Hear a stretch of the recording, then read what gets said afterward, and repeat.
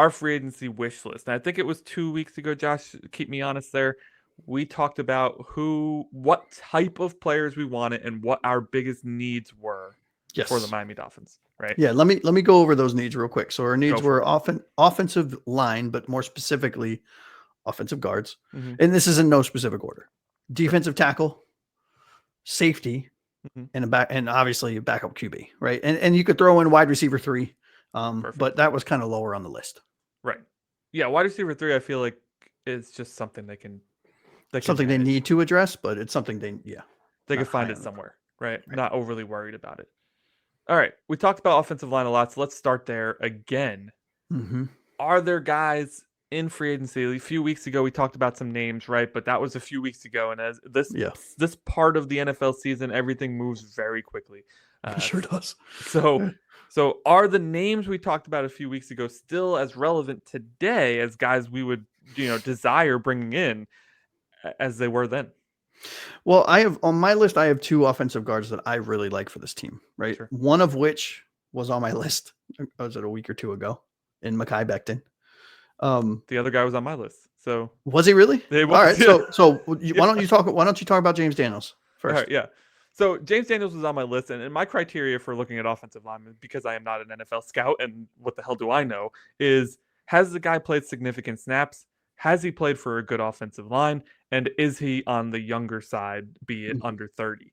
And James Daniels ticks all of those boxes. I want him so bad. He's a free agent. Josh, great notes here. Versatile guard known for his pass blocking skills. God, do we Mhm. need that, right? Yes, we do. If Yep. we can convince him, if we can get in his ear before the Steelers do, because they are very convincing, Mhm. right? Maybe we can convince him to come to South Florida. Hey, man, you don't need any of that cold weather, right? You want the warm weather all year round. And you want to play for a team that's on the up and up and could potentially win a Super Bowl. And we could, our guys can sell it. Yeah, and I think really the conversation with James is okay because word on the street is Pittsburgh is leaning into Justin Fields, right? So it's do you want to go back to Justin Fields or do you want to come play for Tua? And Sure. I know a lot of our fans are not Tua fans. I get it. The players are, though. I am. Players are fans of his. Yeah. I'm sorry. I hate to break it to you, right? The I mean, players love to. it is what it is. Really He's a do. nice guy. He's great on the field when he's on the field, and I understand that it's when. But if you can bring somebody like James Daniels, 27 years old, been in the league 7 years, and pay him a little bit more than what I'm assuming will be a little bit more than what he played around last year, which do you have that number in front of you? I don't remember. 8.8. 8.8. Okay. So last year's contract average was 8.8. I'd give him So 11. I'd give him 12. right. So We that's need what I it. was going to say. James Daniels at 27 years old, being as good as he is in pass blocking, I think he could command 10 to 12. And that would be very palatable and a very good deal for the Dolphins, right? Make it, front heavy so you have some reprieve on the back end. And I think he's a great signing. I really do. So tell me about Mekhi Becton. I've heard this name before. Yeah. I feel like he's been in our division. Yep. He failed miserably as a tackle for the Jets. I mean, just not good, right? Nope. And then he went over to Philly, Philly is great. They have a great solid coaching staff. They're good at reclamation projects, for lack of a better term, and they moved him to guard, right? And like I said, he was initially a tackle. Philly moved him to guard, and what he showcased at guard was adaptability. Jesus, can't say that 5 times fast. And like just pure tackle strength, but in a phone booth, right? And with he's only 25 years old. He's been in the league 5 years, so he's seen a lot of things, right? He knows what defensive tackles and what kind of 3 techniques and stuff like that are going to do to try to get around him. But with his strength and his arm length and his mobility, right, his athleticism, he sets him up to be a great guard, right? And where James Daniels is better, in my opinion, at pass blocking. I mean, I don't think that's an opinion. I think that's that's facts. Mekhi excels for me, he's better at the run, right? So if we were to bring in both of these guards, for example, you put James Daniels next to what will be a second player in Patrick Paul, assuming Teron Armstead's not back. And then you put Becton next to,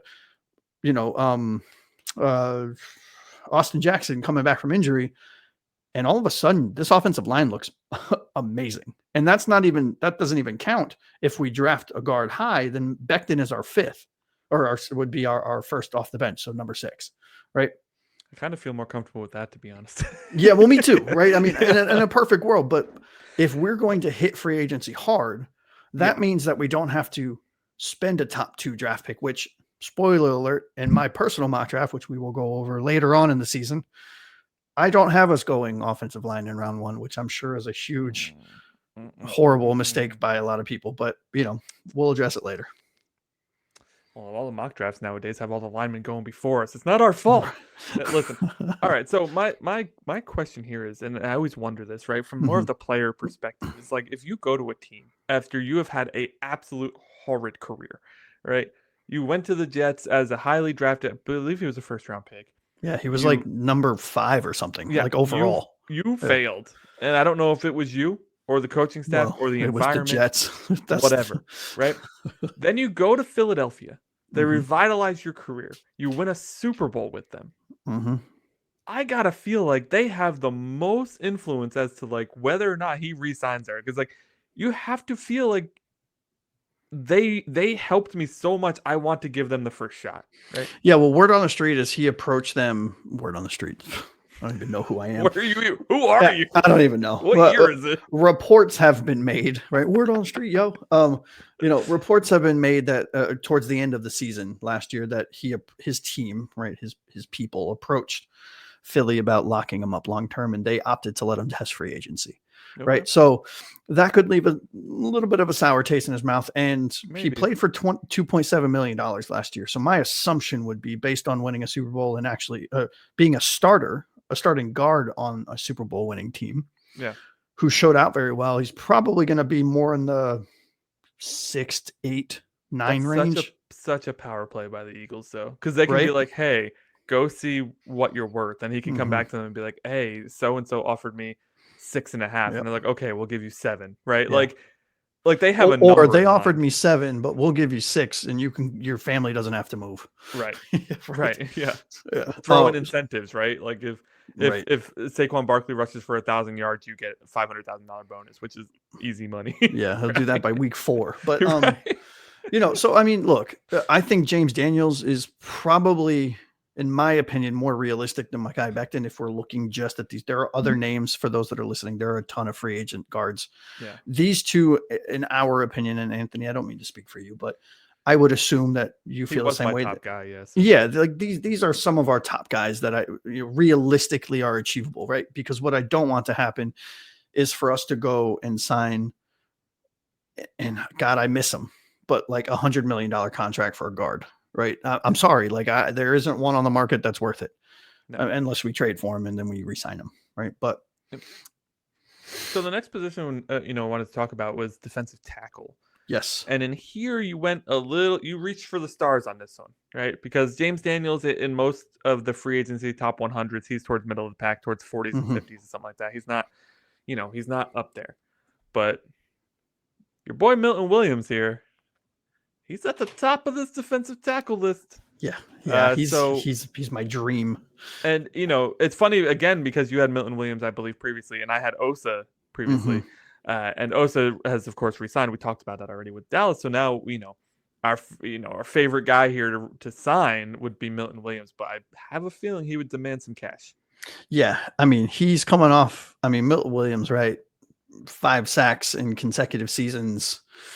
26 years old, 4 or 5 years in the league. I don't remember what it is off the top of my head, but he only played for $1.2 million last year.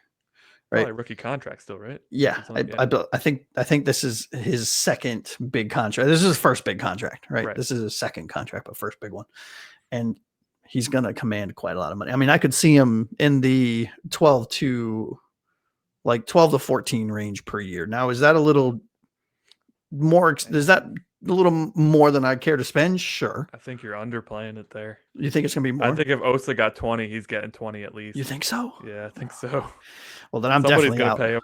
Yeah, then I'm definitely out. But like, I want him so bad because his big ass next to Zach Sealer would just, be awesome. It would be amazing. And the good thing about it is he's only 26 years old. I forgot how old Sealer is, but they'd be able to grow together, right? and there'd be longevity. Because what I don't, and for those that are watching, you guys are, I'm hoping you guys are noticing a trend that Anthony and I are painting, right? This picture on is youth, younger players, right? And Anthony, I know you mentioned it at the top of the segment, but under 30, because what we don't want to continue happen, which understanding where we were in the life cycle of this kind of iteration of the Dolphins, you sign what you can, right? Players that you think are going to help you, which means over 30.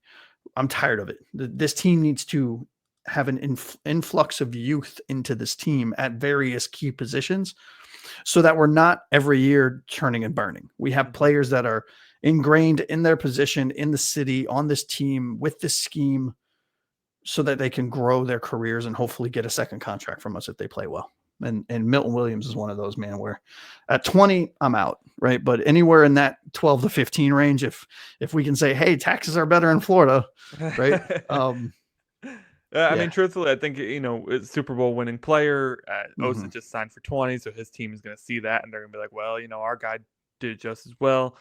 I just think Osa's a better player, though, if I'm being honest. I personally do too, but I've definitely seen from the pundits they're split on this, right?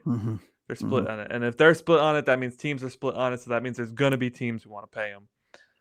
Which leaves us looking at guys like Tershawn Wharton in Kansas City, who had a good season, but just one good season. That's always risky, right? And this is a position, spoiler alert, that I really do think Miami's going to hit in the draft. So, I mean, if Mason Graham's there at 13, bro. Well, bro, I got to be honest with you. Mason Graham has been my pick at 13 for months, and he is no longer my pick at 13. Spoiler alert. Because you suck. I know. I know.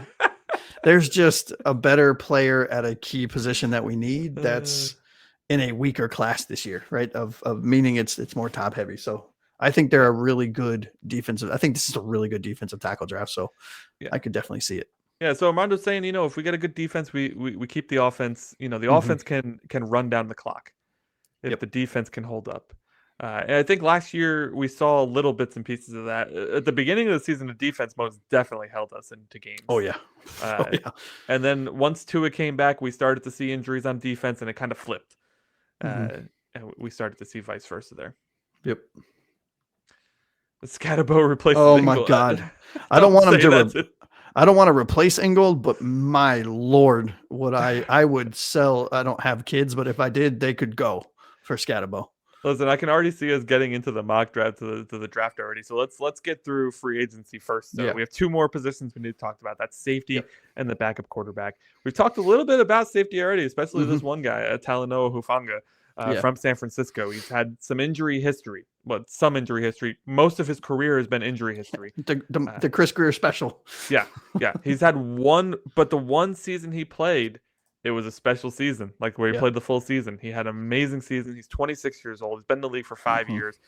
His rookie deal just ended where he was making less than $1 million a year. Yeah, I think it was like $998 or change. Yeah. So you got a guy, like, as long as, if San Francisco doesn't want him back, hey, we have our staff that's mostly from San Francisco. Perhaps you want to come down to South Florida. And I think he has a pre-existing relationship with McDaniel too, right? And I'll tell you what, man. I know. I can already hear the jokes in the eye rolls. Like, oh, this is such a Chris Greer move. Sign a guy, give him $5 to $8 million. He's going to get hurt after 3 games. Sure, he could, but he could also not. And we need safeties, and this dude is talented when he's on the field. What have we said about our team the past few shows? We are a glass cannon, so you may as well just keep building the glass cannon. Yeah, just lean into it, fella. Listen, I really love him. I don't think we need to say much more about him. He's a fan. If you haven't, if you're not familiar with him, I forget what year it was. I don't know if you have it, Josh, but go look up his highlights from his amazing season. He was a baller. Yeah, I think it was in 2 years ago. Yeah, 2022, 2023, something like that. Yeah. Where the other guy you have on this list, insane. Yeah, the other guy you have on this list is a familiar name, big name coming out of the draft quite a few years ago now, 7 years ago. I can't believe it. Jesus. It's wild, isn't that? When I found that, I was like, Jesus, I'm old. Absolutely crazy. I can't believe. So Justin Reed from the Kansas City Chiefs. He's 28 years old now. He's been in the league for 7 years. I can't believe that. 10.5 million last year, though. He's demanded some money. What are your thoughts on Justin Reed? This is in free agency outside of James Daniels. This is the guy that I'm hoping for, I'm not saying he might price himself out, and I fully understand if that's the case. Rebuilding the secondary or the secondary, the safety room. It's a defensive secondary. Yeah, true. But rebuilding the safety room with someone like Justin Reed, and then maybe drafting in the second round. If Malachi Starks falls, you maybe trade up or trade it back into the first, or trade up a little bit into the second to grab him. Or and I'm drawing a blank on his name, but the guy from Notre Dame who's really, really good. I can't think of his name, but like this is the kind of player that you put in, he thrives in coverage and in run support. So he's a do everything guy. Mm-hmm. You plug him in the back and he's your kind of Kyle Hamilton type, kind of Swiss Army knife. I believe is the. Yeah, I think that's what his name is. Is the safety. Yeah. Yep. Or one of them. They have two that are really good. For those that are listening, Notre Dame safeties, both of them are really good. That's the one that PFF has listed at the top. The other guy might be a corner. He's not listed as safety. We'll talk about it. I can't remember. I got to look. But yeah, Justin Reed, man, I'll tell you what. You add him to a team with, and I know you're not a huge fan, but Ramsey, maybe another corner, Cater. We'll have the all 2015 team. Mm-hmm. Yeah. I mean, Justin Reed's a baller, man. I'll tell you what. It'll be great in 2025. Yeah. Year 8. We're behind the times here. We're chasing the unicorn. Yeah, we're throwing on the Letterman jacket from high school and living in the past. But the backup quarterback, right? And I know. Sorry, do you have anything else to add on Reed? No, I'm definitely hesitant on guys like that. I mean, he reminds me very much of Ramsey, to be honest. Which a lot of flash. Reed has more substance, I think, has more recent substance than I think Ramsey has. Mm-hmm. But yeah, safety room, I'm definitely intrigued by. Yeah, I'll be real curious to see how they end up rebuilding that. My gut is going to say that it's going to be a higher priced free agent, and then a high draft pick, because they have to stabilize the position with at least one guy. Right? Yeah, you can't rely on 2 rookies back there. That's a recipe for disaster. Before we jump to backup quarterbacks, so welcome to the show, Luat Tron. The first time I've seen this name, I don't know, Josh, if you recognize it, but welcome to the show, dude. Yeah, don't let too. I mean, you can't get through this league without throwing it, man. You got to throw it sometimes. Yeah. Offensive line will help with that. For sure. Bad weather games, like we want to run first, sure, but like towards the end of the season, we couldn't run at all because we couldn't do anything. Block. Yeah. Exactly. Absolutely. Thank you for joining the show, dude. I hope you're enjoying it. Yeah, absolutely. And now we're going to jump into backup. It might be a lady. We don't know, right? Yeah, absolutely. We shouldn't assume. Could be. Speaking of quarterbacks, though, we got backup quarterback as our fourth biggest need here before we jump into the mock draft roundup. So backup quarterback was a point of contention last year. We lost to it again for a very large chunk of the season. Mm-hmm. We had Mike White took snaps. Tim Boyle took snaps. Tyler Huntley took snaps. Skylar Thompson took snaps. We had 5 quarterbacks play last year, and only one of them was good. So we need to find someone. Listen, backup quarterbacks aren't inherently very good. That's why they're backup quarterbacks. But we need to find somebody who's better than the third string UFL players that we had out there last year. Yeah, and for me, where we had backup quarterback kind of as the 4th bucket on our list that we're looking at for those that are reading or listening. I think backup quarterback's actually probably one of the top of the list in my opinion, right? From we need to address it and we need to throw money at it, right? Because we can no longer be the team that, to your point, signs, California Polytech A&M's, drummer boy to be our backup quarterback. I'm so surprised we didn't sign a UFL quarterback last year. I know I was saying that in jest, but seriously, we signed everybody. Like AJ McCarron, I'm sure you're free. You want to come play? What are you doing? Hey Marino, strap it up, buddy. Let's go. Yeah. Right. By the way, McCarron is the best quarterback in the UFL. That's why I said it. Is he really? Yeah, no, he's not. He plays for the Battlehawks. Yeah. Well, all right, good for him. Found a little niche. But I do think that if you look at the end of the offseason, Miami should be, and my assumption will be, in the top 5 for highest paid backup quarterbacks, right? And I don't think that is what I mean by that is we should be throwing a substantial amount of money to one player, not shotgunning it and giving 5 players $1 million. Let's give one player $6 million. You know what I mean? Right. As a backup. And I had 2 names kind of on the top of my list. I'm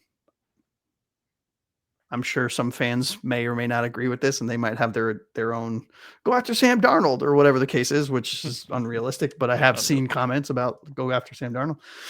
For me, it's Gardner Minshew, or Marcus Mariota. Right? I think Mariota would probably be my choice of those 2, just from a simple fact that he has experience. He probably won't cost an insane amount of money. He's got a ton of starting experience. He's athletic. It's he can provide reliable depth to a team that needs a viable quarterback to be successful, right? And yes, to Armando's point here, we said it on the show when he got injured. If your starting quarterback that's getting $30-40 million goes down, you're screwed regardless. Getting a veteran quarterback in the building that has even a quasi decent resume and his experience at least sets you up to maybe win 2 of those 4 games instead of going 0-4 or going 1-3. We go 2-2, and hey, by the end of the season, that one game might make a difference. And Gardner Minshew was in the Super Bowl, I believe, at some point with the Eagles, wasn't? Or am I thinking of Nick Foles? Am I mixing up Gardner Minshew and Nick Foles? Whatever. Yeah, that was Foles. Yep. He did make the playoffs, I believe, in his rookie season with the Jaguars. So. Yeah, I mean, but he's been around forever, right? Yeah. So he's seen it all, right? Those are the kind of players, right? You're not going to go break the bank and sign the best free agent quarterback to be your backup because nobody's going to want to do that. But you get somebody like Marcus Mariota with some experience. In my opinion, it at least sets the room up to have some experience should Tua go down again. I want Jameis, bro. I'm on the Jameis train. I mean, hey, I'm a Florida State grad, so Jameis all day. Give me a guy who can sling it, who's not as scared to throw it. That was the biggest problem last year. We got a bunch of guys who were scared to throw it. Yeah. And then they didn't have the body types to take the hits, which our offensive line were really letting them have. Oh, well, yeah, Poor for Tyler sure. Huntley. And you could probably entice him to come because he's a Publix crab legs guy. So there you go. Which for those that don't know, in college, he got caught stealing crab legs from Publix, and it was a big giant joke in Tallahassee. And in the draft, he ended up buying he had a whole display of crab legs at the draft. I remember that. Yeah. I think back quarterback. I think a lot of us were big fans of Andy Dalton. He re-signed with Carolina Panthers. Yep. So he's off the table already. I think at some point a lot of us were fans of Joe Flacco, and then he really kind of laid an egg last year. Yeah. So he might be done. Was he like 48? Sure. Yeah, no, that's a hard pass. I've also seen us trying to bring back Tyrod Taylor. Like, no thanks. I'm off of that train fully. Teddy Bridgewater, no thank you. No, hard pass. No. I'm not saying they would because this would require a interconference trade. But I would really love for us to somehow get our hands on Milton, the backup quarterback. Like, why would they though, right? I know, but makes no sense for them to do that. He was one of my favorite players coming out of Tennessee, and he is the polar opposite of Tua. He's big, he's fast, and he's got a howitzer attached to his shoulder. And he's rotting on the bench, so at least come and do it in somewhere sunny, right? Yeah. It's funny because I feel like, the Browns tried to do that with Dorian Thompson-Robinson too, and that just really didn't work out for them. Yikes. And they ended up making like Jameis like the third. That was a whole weird situation. I don't know. It was odd. Show. We don't need to talk about them. Nope. All right. So backup quarterback, obviously high on the needs list. I don't think I'd put it 1. I'm probably putting guard and safety in there. Backup quarterback. Sure. But it's definitely high up on the list. Everybody, let us know your thoughts. We talked a lot here, so let's go over what we just talked about. There's a lot of free agency trends with Chris Greer and Mike McDaniel. Like, they like speed. They like to sign offensive linemen, just so happens they haven't signed the right offensive linemen. They don't like to sign their own players who become really good after they draft them. They just let them walk regularly. They like speed. I know I said that one already. I'm just repeating it. Do it again. Say it again. Say it for those in the back. Oh, speed. They got speed. It. Yeah, cool. With a capital they really S. like speed. So we're going to draft the fastest offensive lineman. Go back, watch the combine. Whoever's at the top of the 40-yard dash, that's who we're drafting. Right Armand Membu. Yeah. He won't be there when we pick. No. Yeah, so let us know in the chat. Let us know in the comments on the video. Who are your free agent wish list? Who's your needs? Like, what are your top needs for the Dolphins? Mm-hmm. And what trends have you noticed with this coaching staff that maybe we could use to see what the Dolphins do starting March 13th here for the NFL free agency period?